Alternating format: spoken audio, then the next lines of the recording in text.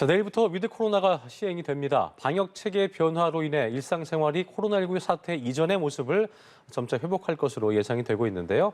이 시간 유병국 순천향대 서울병원 교수 모시고 관련 내용 짚어보겠습니다. 어서 오십시오. 예. 자, 먼저 국내 코로나19 확진자 소식부터 좀 전해보겠습니다. 전국 곳곳에서 확진자가 일단 발생하고 있는 상황인데, 단계적 일상 회복을 앞두고 연이어 2,000명대를 돌파했습니다. 현재 코로나19 상황을 저희가 어떻게 좀 정리해 볼 수 있을까요? 사실 최근에 1,000명대 초반의 확진자 나와서 많이 좋아지는 거 아닌가 싶었는데요. 실질적으로 이 검사 건수의 비교를 해보면은 검사 건수가 좀 줄면 확진자 숫자가 좀 줄고 검사 건수가 30만 건, 30만 건을 회복을 하면 2,000명대로 나오는 지난 3주간 큰 변화는 없었습니다. 그랬군요. 다만 단계적 일상 회복에 대한 기대감 때문에 사람들이 더 많이 모이고 있잖아요. 네. 하지만 이 코로나19의 특성상 어제 오늘 모였던 것이 내일하고 모레 확진 판정을 받는 게 아니거든요. 네. 따라서 현재의 상황은 한 달 전과 거의 차이가 없고 앞으로 이제 접종률이 올라갔으니 접종을 받으신 분들에게서는 특별한 일이 발생하지 않으니 확진자라는 표현보다는 양성 판정이라는 표현을 쓰고 이러한 매일매일 나오는 숫자보다는 치명률 관리가 어떻게 되는지에 대한 보도 위주로 옮긴다고 하면은 조금 더 편안하고 또 안정적인 단계적 일상 회복으로 갈 수 있을 거라 판단이 됩니다. 네, 저희가 이제 위드 코로나와 함께 간다는 표현을 쓰기 때문에 어떻게 좀 교수님 말씀하신 것처럼 어떤 단어에 대한 선택도 뭔가 좀 더 포용하고 안고 가는 그 느낌으로 이제 인식의 전환이 필요하다는 말씀을 해주신 건데, 말씀하신 것처럼 단계적 일상 회복, 위드 코로나 1단계로 전환이 이제 내일부터 됩니다. 5시부터인데 오전. 수도권 지역은 10명, 또 비수도권 지역은 12명까지 모일 수가 있고, 유흥시설을 제외한 다중이용시설 같은 경우에는 24시간 이제 문을 열 수 있게 된 거거든요. 그러니까 식당, 카페도 미접종자 4명까지도 참석할 수 있는 상황인데, 어쨌든 지금까지 나왔던 정부의 최종안, 1단계 최종안 어떻게 좀 평가하고 계신지 좀 들어볼까요? 우선 핵심은 뭐냐면 생업을 회복할 수 있도록 도와드리는 겁니다. 첫 6주 동안의 핵심은 바로 생업시설의 운영 제한에 대한 완화입니다. 이 부분은 이전에도 형평성 부분이 계속 있었는데요. 영화관이나 PC방 또는 도서관 등은 사실상 마스크 착용을 실내에서 잘 지킨다면 영업 제한이 없어지는 것입니다. 하지만 카페와 식당 같은 경우는 마스크를 벗어서 비말이 발생할 수 있는 상황이기 때문에 아무래도 아직까지는 시간에 대한 제한은 없으나 10분까지 모인다고 했을 때 10분 중에 최소 6분은 접종을 완료할 분이어야 된다는 거죠. 근데 실제로 보면은 만 18세 이상의 1차 접종 완료율이 89% 가까운, 전 세계에서도 가장 높고 2차 접종까지 완료하신 분들이 70%, 78%까지 되어 있기 때문에 실제로 10명이 모인다고 했을 때 접종자가 6명 이상 될 가능성은 충분히 높기 때문에 좀 현실적인 방안이라고 생각됩니다. 단 10명이 모여있는지 12명이 모였는지 16명인지 그걸 누가 어떻게 셀지는 결국은 업장을 운영하시는 분하고 사용하시는 우리 국민 여러분의 양심에 달린 거죠. 그렇죠. 사실 이런 숫자에 관련된 부분에 대해서 아직까지 어떠한 과학적 통계나 또는 근거가 마련된 건 아닙니다. 다만 2020년 12월에 3차 유행이 시작될 당시에 5명 이상 모이지 않도록 하는 것을 통해서 대규모 예방접종 전에 막았는데요. 지금 이제 접종이 진행되고 있으니까 이렇게 일상 회복으로서의 첫 6주는 아마 성공적으로 시범대를 할 텐데 다시 말씀드리지만 확진자가 2,000명이든 5,000명이든 예방접종을 받은 분들은 마치 우리가 독감 예방접종을 한 분들이 독감에 걸렸다고 해서 독감으로 인해 사망률이 올라가거나 하는 건 아니거든요. 따라서 이러한 보도라든지 생활 속에서 확진자보다는 앞으로 양성 판정을 통한 격리자 이런 그다음 일상 해방을 위한 자체 치료 중 이런 식으로 조금씩 바뀐다고 하면은 첫 6주도 아마 성공적으로 진행되지 않을까 그렇게 조심스럽게 전망을 해봅니다. 코로나 앞서 저희가 동호 반복이 될 수 있겠습니다만 코로나19에 대한 어떤 인식에 대한 전환도 그렇고 방역 수칙에 대한 어떤 국민들의 자세도 굉장히 더 중요해지는 그런 순간이 아닌가 싶은 생각이 듭니다. 자, 유흥시설이나 실내 체육시설 같이 위험도가 높은 시설 이런 같은 경우에는 접종 증명, 음성 확인제 같은 소위 얘기하는 방역 패스가 적용이 되는데 계도 기간도 주어지는 것 같더라고요. 그 시설마다 이런 것 때문에 이제 형평성 논란도 일고 있는데 방역 패스 도입은 어떻게 좀 바라보고 계세요? 저는 방역 패스라고 하는 것에 대한 차별은 반대하는 의료진 중에 한 명입니다. 하지만 아까 말씀드렸던 그런 유흥시설 같은 경우는 온 국민이 모두 이용하는 시설이 아니라 본인이 유흥을 위해서 필요로 하시는 분들만 가는 거죠. 위해서. 예. 선택에 의해서 가기 때문에 그런 분들께서는 내가 그런 서비스를 이용을 받고 싶으면 접종을 하거나 또는 PCR 검사를 통해서 48시간 이내에 본인이 코로나19에 확진되지 않았다. 음성이다라는 걸 보여주고 이용한다면 어차피 그러죠. 왜냐하면 10시 넘어서 고위험 시설을 굳이 찾아가서 하실 분들은 그런 위험을 감내할 준비가 됐기 때문에 갈 수 있는 것입니다. 하지만 이런 백신 패스의 일부 고위험 시설에 대한 적용은 찬성하지만 그것이 확장돼서 접종한 분 또 거기에 부스터샷을 맞았다고 해서 더 많이 혜택을 주고 하지 않은 분들을 차별하는 것은 개인적으로 반대합니다. 그 이유는 접종하지 않으신 분들은 본인의 선택에 따라서 본인의 이런 건강의 위험도에 대한 본인의 책임을 갖고 접종을 안 하신 거기 때문에 그걸 존중해줘야 되거든요. 네. 하지만 이런 모두가 이용하는 다중이용시설의 백신 패스는 반대하지만 고위험군 그리고 그 서비스의 선택을 본인이 위험도를 감내하고 하겠다는 것에 대해서는 확산을 막고 고위험시설 관리를 위한 백신 패스라든지 또는 PCR 검사에 대해서는 찬성합니다.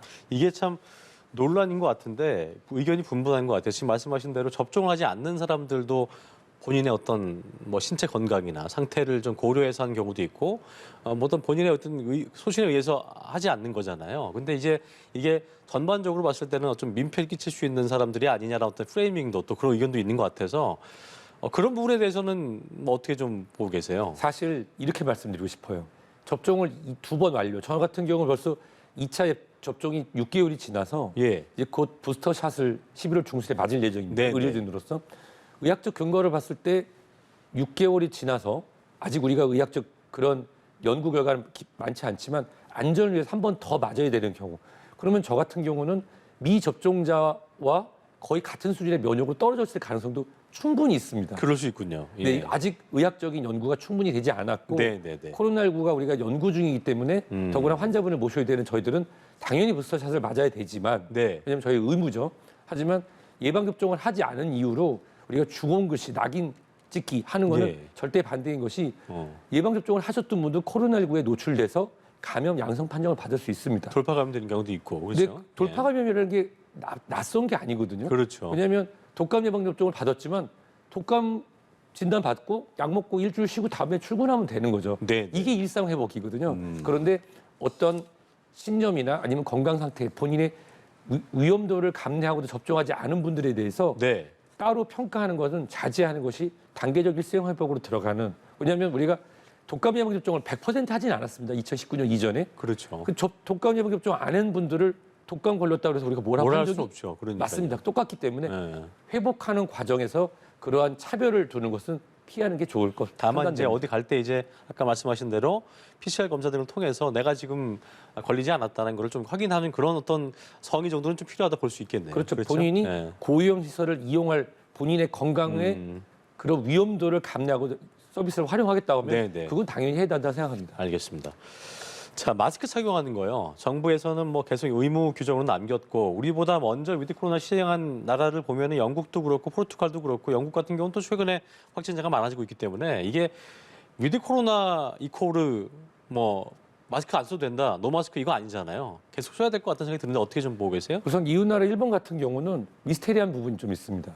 도쿄부를 포함해서 거의 대부분 지역에서 코로나19에 관련된 방역을 거의 해제했거든요. 네. 일순간에. 네. 영국하고 비슷하게. 근데 확진자가 거의 안 나와요. 검사를 안 하는 거 아닐까요? 검사가 하는 게 조금 어렵죠. 예전 올림픽 이전으로 돌아간 거죠, 시스템이. 네. 검사를 받기 위해서는 병원에 가서 의사 진찰을 받아야 되는데 의사들은 연락 오지 말라고 하니까 검사를 안 받고 기다리다가 자연적으로 회복하는 거죠. 그런 반면에 영국 같은 경우는 일시 해제했지만 검사 시설 등은 그대로 남겨놓은 상황이고 또 검사를 해야지만 축구도 보러 가고 사람을 만날 수 있으니까 그렇죠. 네. 그러니까 확진자가 나오죠. 하지만 중증도의 그런 차이를 보면 일본도 중증도는 지속적으로 올라가고 영국도 중증도와 사망률이 이 코로나19 해제 이전보다 더 많습니다. 중증도와 사망률. 핵심은 뭐냐면 바로 마스크에 관련된 부분이죠. 그렇군요. 따라서 저 같은 경우는 앞으로 실내외에서 의료진으로서 마스크를 한 1, 2년은 지속적으로 착용해야 될 거로 판단이 됩니다. 예. 또 실내에서의 완전 해제가 지금 3번째 단계, 내년 1월 정도 보고 있는데요. 실내에서 마스크에 대한 해제를 하더라도 우리 국민 여러분께서 독감도 예방하고 또 황사도 올 거라고 생각되는데요. 맞아요. 어느 정도 마스크 착용에 대해서는 한 1, 2년 정도는 지속적으로 생각하시는 게 코로나19의 단계적 일상 회복과는 별개로 생각하시는 게 좋을 것 같습니다. 그렇습니다. 내일부터요. 12세에서 15세 대상 백신 접종 시작되잖아요. 현재 이 연령대 26.4%가 맞은 예약이 됐고 전날 이제 어제 고3 학생으로 보이는 10대 남성이 접종 뒤에 사망한 것으로 보인다는 신고가 접수돼서 이게 또 이제 어떻게 보면 또 겁을 줄 수 있으니까 청소년 접종 예약률에 영향 미치지 않겠냐 이런 예상도 나오더라고요. 전문가로서 어떻게 보고 계시는지 들어볼까요? 우선 고3 18세인 경우에는 예, 모두가 한 곳에 모여야 되는 국가적인 행사가 있죠. 수능이 있습니다. 수능이 있죠. 예. 그걸 대비해서 미리 수능 관계자분들, 학교 관계자분들 예방접종을 일찍 마쳤습니다. 네. 이걸 어떻게 보면 본인이 선택이 아닌 꼭 해야 되는 과정으로서 의무사항처럼 예방접종이 진행이 된 것이죠. 예. 그렇다고 하면은 12세에서 15세가 현재 26% 정도 예약률이고 예. 16에서 17세가 65% 예약률인데 그렇죠. 이 부분은 부모의 동의에 따라 진행되기 때문에 이건 당연한 것으로 봅니다. 실제로 연구가 진행되는 걸 보면요. 일부 국가에서는 성인 용량과 똑같이 예방접종을 했지만 예. 일부 국가에서는 성인 용량의 절반 또는 3분의 1로 그 5세에서 11세도 현재 연구가 진행되고 있습니다. 예. 실제로 어린이에서의 예를 들어서 소아 당뇨, 소아 비만 또는 소아 천식, 소아 폐결핵 등의 고위험군인 경우에는 부모님하고 상의해서 분명히 예약 접수가 진행됐을 거라 생각되지만 어린이들 같은 경우는 코로나19에 노출 감염되었다고 해도 무증상 격리를 통해서 100%에 가깝게 회복이 된다는 것이 현재까지 의학적 상식이라고 하면은 예방접종을 강제할 수 있는 것도 아닙니다. 그렇군요. 또 아까 너무 안타까운 사실은 그 예방접종 완료 75일 이후에 사망했다는 보도가 어제 나왔잖아요. 예. 근데 그 중간에 어떤 일이 있었고 어떤 과정이었는지 대해서 나오지 않았습니다. 네. 이런 보도는 자제되는 게 좋습니다. 왜냐하면 그런 인과관계라든지 충분히 어떤 일이 있었는지 설명 없이 나오게 되면은 오히려 걱정이 될 수 있거든요. 따라서 12세, 15세, 16, 17세에서 고위험군의 청소년, 어린이들 같은 경우는 부모님과 상의해서 예방접종을 진행하는 게 좋지만 이것을 정부나 아니면 주변에서 강제하거나 이것을 안 했을 때 이런 피해를 주는 것은 우리가 자제해야 될 것으로 판단이 됩니다. 네. 내일부터요. 면역 저하자에 대한 추가 접종도 이루어지게 되고 8일부터는 얀센 접종자 그리고 10일부터는 요양병원하고 이제 이쪽 입소자분들, 시설 종사자분들 추가 접종이 시작되는데 저희가 아까도 간단히 언급했습니다만 부스터샷 같은 경우는 권고사항이기 때문에 뭐 교수님께서는 맞으셔야 되지만 선택권이 있는 좀 셈이기 때문에 혼란스럽다 이런 어떤 의견도 있어요. 이 부분에 대해서는 어떻게 좀 보고 계세요? 지난주에 몇몇 지인분들이 저한테 의뢰를 했는데 문자를 받으셨다고 하더라고요. 만성질환자로 해서 부스터샷을 예약하십시오라고 했는데 네. 사실 이런 부분에 좀 안타까움이 있습니다. 어떤 분들은 2차 완료하신 지 채 8주가 되지 않았는데 문자를 받으신 분도 계시거든요. 예. 그렇다고 하면 의학적 근거에 따라서 현재 면역 상태가 과다한 경우에는 추가 예방접종했을 때의 면역 부작용이라든지 충분히 가능성이 있습니다. 특히 예. 메신저 RNA 방식인 경우에는 1차 예방접종보다 2차 예방접종, 즉 1차 예방접종으로 인해서 면역 설계도를 받은 분들이 2차 접종 후에 고생을 많이 했다. 이런 얘기는 그런 얘기 많죠. 많이 들으셨죠. 그러니까요. 그런데 그것이 일정 기간이 지나서 예를 들어서 4개월 또는 6개월 정도 지나서 면역이 어느 정도 감소가 돼서 아직까지 우리가 의학적으로 잘 모르니 안전하게 2차 예방접종 했을 때 또는 완료 당시처럼 다시 면역 항체 수준을 올리기 위한 부스터샷이 필요한 것이라고 판단이 되거든요. 따라서 개별하고 굉장히 중요합니다. 이런 예방접종 예약을 문자를 받으신 분들은 혹시 제 방송을 들으실 분들은 가장 중요한 사람이 누구냐면 본인의 건강을 잘 아는 주치. 예를 들어서 제가 현재 면역 억제제를 여러 가지 이유를 처방해서 받고 있다. 항암 치료가 끝난 지 얼마 지나서 완치 판정을 받은 분이다. 이런 분들이면 최근에 4개월 미만으로 2차 예방접종 또는 완료하신 분이라고 하면은 주치 선생님하고 상의를 해서 이 추가 예방접종 부스터샷에 대한 일정을 한번 말씀을 나누고 진행한다면 좋을 것 같습니다. 그래서 일괄적으로 진행하는 것이 아니라 완료가 되신 분이라고 하면 본인의 주치, 우리 동네 의원 주치 혈압 재시는 분하고도 상의를 해서 일정 기간을 조정해서 진행하시면 좋을 것 같습니다. 근데 접종에 대한 지금 말씀하셨지만 주치의분들 같은 경우 전문가분들 사이에서도 접종에 대한 또 의견이 다르시잖아요. 그게 또 기준이 명확하게 딱 하나로 있는 게 아니기 때문에 그런 경우는 그냥 따르는 수밖에 없는 거예요, 주치의를. 현재 우리 의료진들도 잘 모르는 것이 사실입니다. 일부 미국에서 진행했던 일부의 연구를 보면은 얀센사의 예방접종의 항체 유지율이 이거 미국 하버드대 부속병원에 나온 연구 결과는 8개월 이상 돼서 메신저 RNA 방식 모더나 파이자보다 더 오래 간다는 연구 결과 발표가 나온 지 18시간 만에 84%에서 3%까지 떨어진다고 하는 그런 상반된 연구 결과가 미국에서 나왔었거든요. 하지만 이 면역이라고 하는 거는 일단 면역 기억 반응이 있는 경우라고 하면 굉장히 오래 갑니다. 다만 지금 우리가 모르고 있기 때문에 추가 예방접종을 진행해야 된다는데 일반적으로는 최소 완료 후 4개월에서 6개월이 지난 후에 예방접종을 진행하는 게 이 면역 과다 반응에 대한 그런 조심스러운 접근이 될 수 있을 거라 판단이 됩니다. 예, 알겠습니다. 아까 여쭤보려고 했었는데 이게 뭐 질문이 뒤에 있어서 위드 코로나 전환되면 하루 확진자, 이제 확진자가 아니고 아까 얘기하신 대로 양성 판정자로 이제 어떤 인식의 전환이 필요하다 말씀하셨는데 4,5천 명, 뭐 늘어나는 건 검사를 계속 할수록 영국처럼 늘어날 수밖에 없는 상황일 수도 있을 거거든요. 백신 접종 완료율이 70%를 넘어선 상황이고 부스터샷도 시작되기 때문에 4,5천 명 넘어가고 이제 확진자 늘어나도 어쩔 수 없는 부분이라 봐야 되는 건지 아니면 비상계의 가능성도 올 수 있을 것인지 이거는 어떻게 저희가 예상을 좀 해봐야 될까요? 우선은 앞으로 이제 다음 6주 동안은 확진자가 몇 명, 3천 명 위협 그런 단어보다는 양성 판정자가 어느 정도 수준이 됐고 중증으로 이행되는 분이 있는데 현재 중환자실이라든지 중증 이완되는 환자분들의 관리가 어떻게 되고 있어서 사망률, 치명률이 잘 조절이 되고 있다는 쪽으로 언론 보도나 국민에 대한 인식을 바꿀 수 있도록 중요합니다. 2009년, 2010년 H1N1 팬데믹 전 세계 유행 때도 정말 많은 분들이 이 H1N1 신종플루로 사망하셨었거든요. 예. 정말 안타까웠죠. 하지만 언제 해제됐는지 기억하시는 분이 없어요. 별로 없죠. 그러니까요. 왜냐하면 일상 속에 독감 환자와 같이 사는 게 훈련이 됐거든요.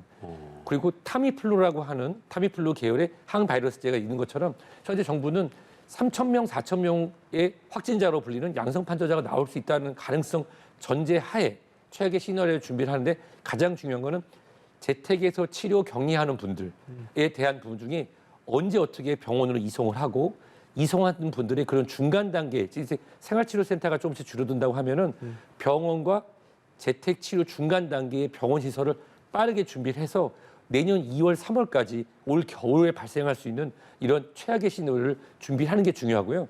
먹는 치료제를 대비를 해놔서 만약에 중증을 이완된다고 하더라도 그 중간 단계에서 먹는 치료제를 빠르게 투약함으로써 환자의 회복을 도와주는 이런 훈련과 이런 중간 단계의 의료 시스템이 준비가 돼야 될 거로 판단됩니다. 국가 차원에서 중증 환자 관리를 잘 하되 언론도 그렇고 어떤 뭐 우려된다. 수가 늘어난다고 해서 이런 어떤 뭔가 우려감을 주고 공포감을 좀 조성할 수 있는 그런 것들은 좀 점점 인식의 전환을 통해서 좀 바꿔가야 된다는 말씀이신 거죠? 그렇습니다. 예, 알겠습니다. 자, 이거는 뭐 당연한 얘기 같은데요. 헬로윈데이가 이제 위드 코로나를 맞물려 갖고 이게 이제 뭐 방역 우려가 커지고 있는 상황인데 교수님께서 끝으로 어쨌든 방역 수칙을 잘 지켜야 되는 상황이고 당연한 거고 이럼에도 불구하고 방역 수칙을 위반하는 분들이 꼭 계시거든요. 업소들도 있고 재확산이 고리가 될 수도 있다는 우려가 있기 때문에 끝으로 한 말씀 좀 해주시죠. 예. 우선은 우리에게는 설도 있고요. 예. 또 크리스마스 연말 성탄도 있고 많죠 이제. 그다음에 예. 여러 우리가 그동안 기다렸던 송년회 모임들도 아마 많이 올 거로 판단이 그러니까요. 됩니다. 하지만 우리가 기본적으로 서로 아는 사람들이 백신을 맞고 방역 수칙 내에서 일상 회복을 위한 특히 생업으로 굉장히 고생하셨던 소상공인들, 그다음에 음식점, 카페 등을 위해서 같이 건전한 소비를 하면서 이 경제에 새로운 시동을 거는 것에 대해서는 찬성합니다. 예. 하지만 고위험 시설이라든지 방역 지침을 어기는 분들에 대해서는 관용 없는 그러한 처벌이나 또는 그것에 대해서 책임을 묻는 것이 같이 될 때 일상 회복으로 돌아갈 수 있거든요. 마지막까지 부탁드리고 싶은 말씀은 역시 마스크인 것 같은데요. 마스크요. 예, 저는 여기 올 때도 버스 타고 병원에서 지금 왔거든요. 그러셨군요. 모든 분들이 마스크 착용 잘하시고 대화를 자제하시는 모습으로 우리 성숙한 시민의식이 자라나고 있습니다. 여기 일부 분들이 깨진다고 하면 손가락질 당할 수밖에 없는 것이죠. 예. 내년 4, 5월까지 마스크 착용과 개인 방역 수칙을 지킨다고 하면 확진자 숫자가 4,000명, 5,000명 나오는 건 크게 중요하지 않을 것으로 판단됩니다. 알겠습니다. 교수님과 함께 나눠봤는데 기승전 마스크 이렇게 저희가 좀 기억을 하겠습니다. 자, 지금까지 유병우 순천향대 서울병원 교수와 함께 이야기 나눠봤습니다. 오늘 말씀 고맙습니다.